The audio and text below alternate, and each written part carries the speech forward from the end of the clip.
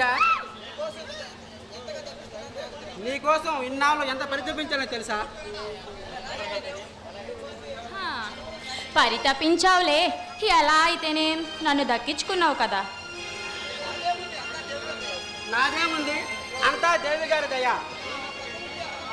చూడు, నువ్వు నా పక్కన ఉంటే ఆనందం అదులు దాటిపోతుంది. అందుకే నిన్ను నా మనసు మంత్రంలో బంధించి తనివి తీరా ఒక కిస్సు పెట్టాలని. చిలిపి, అందరూ గుట్లు అప్పగించుకొని చూస్తుంటే అన్ని చిలిపి పనులు చేస్తున్నావు కార్తీక్, నాకు సిగ్గేస్తుంది.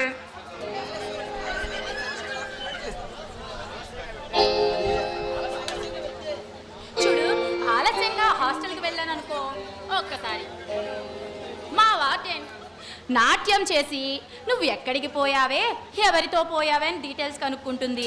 నేను కార్తీక్తో వెళ్ళా అని చెప్తాను. ఈ ఇద్దరిని తీసుకెళ్ళి హాస్టల్ గేట్ ముందు పెళ్లి చేస్తుంది.